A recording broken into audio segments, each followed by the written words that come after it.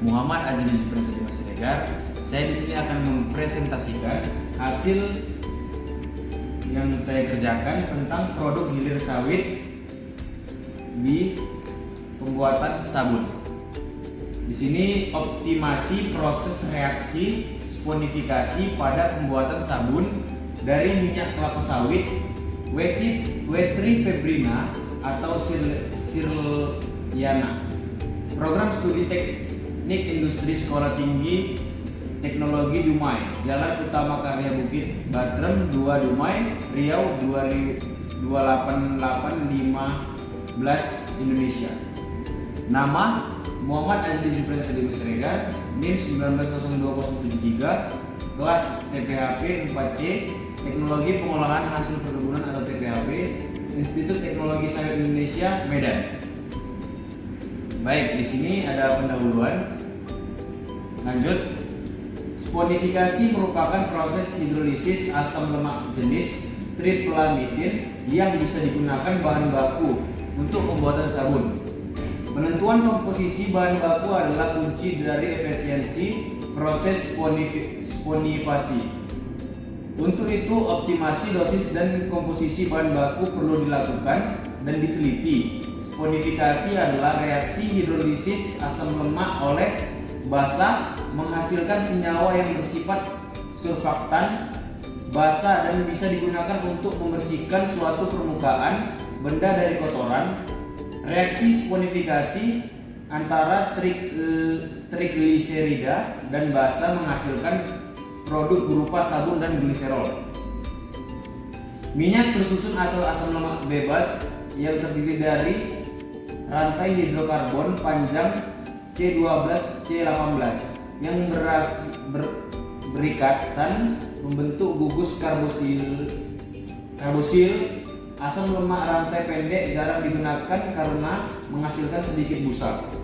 Asam lemak dari minyak kelapa sawit tergolong trigliserida karena terdiri dari ikatan karbon bertingkat 3. Kandungan minyak sawit adalah asam palmitat sehingga trigliseridanya disebut juga tripalmitin.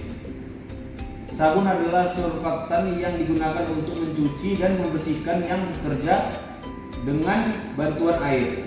Surfaktan sendiri adalah singkatan dari surfaktif agen, yaitu bahan yang menurunkan tegangan permukaan suatu cairan dan menurunkan tegangan permukaan di antara muka fasa sehingga memudahkan penyebaran dan pemerataan. Ini metode pembuatan. Langkah pertama dilakukan proses pembuatan sabun dengan alat dan bahan sebagai diberikan pada tabel 1. Komposisi minyak kelapa sawit yang digunakan adalah dengan perbandingan 100/10, 100/11, 100/12, 100/13 dan 100/14. Sam stearat yang digunakan untuk 100 gram dan alkohol 70% sebanyak 50 ml. Asam stearat ini berfungsi sebagai penambah volume sabun dan meningkatkan kekerasan pada sabun mandi padat. Yang kedua, dilakukan pengujian hipotesis apakah komposisi trigliserida dan NaOH berpengaruh terhadap kecepatan reaksi sponifikasi, mutu sabun, dan jumlah sabun. Pengujian hipotesis dilakukan dengan menggunakan software Mitet. Alat dan bahan baku. Alatnya itu breaker gelas, spatula, bunsen, kaki 3, Erlenmeyer, timbangan, dan bahannya minyak kelapa sawit, NaOH, asam stearat, alkohol 70%, aquades, sama spiritus. Hasil dan pembahasan. Penentuan karakteristik minyak kelapa sawit. Tabel 2 adalah hasil pengujian karakteristik bahan baku yang digunakan untuk membuat sabun. Dari tabel 1 bisa disimpulkan minyak kelapa sawit memenuhi syarat bahan baku sabun. Hasil uji karakteristik minyak kelapa sawit. Karakteristik: kadar air, asam lemak, berat jenis, bilangan iod, warna. Nilai uji 30%, 80%, 0, gram per cm kubik. 52 kuning keemasan nilai standar kurang dari 35%, 78 sampai 84%, 0,909 sampai 0,917 gram per cm kubik, 48 sampai 56, dan warnanya itu kuning keemasan. Oke, pengaruh komposisi terhadap kecepatan waktu reaksi, jumlah sabun dan mutu sabun. Tabel 3 menunjukkan komposisi bahan baku yang digunakan dalam penelitian ini. Satuan bahan adalah dalam ml. Komposisi bahan baku: trigliserida 50,50,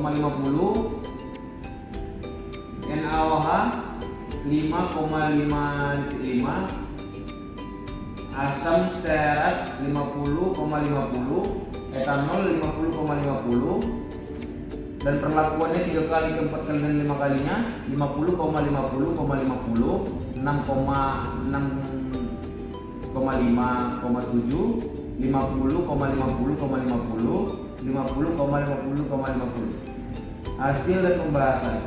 Dari hasil dan pembahasan di atas bisa diambil kesimpulan sebagai berikut. Yang pertama, dari hasil pengujian hipotesis terdapat pengaruh komposisi bahan baku terhadap waktu reaksi sponifikasi, jumlah produk dan mutu produk. 2. Komposisi terbaik trigliserida versus NaOH untuk waktu reaksi tercepat adalah 100:13. 3. Komposisi terbaik trigliserida versus NaOH untuk waktu reaksi tercepat adalah 100:13. Jumlah produk terbanyak adalah 100:11. Yang keempat, dari hasil penelitian didapat komposisi tidak berpengaruh signifikan terhadap pH sabun kasih di dalam batas standar SNI. Oke, terima kasih. Itulah hasil presentasi saya tentang pembuatan sabun. Jika ada kekurangan dari saya mohon maaf. Dan saya akhiri. Assalamualaikum warahmatullahi wabarakatuh.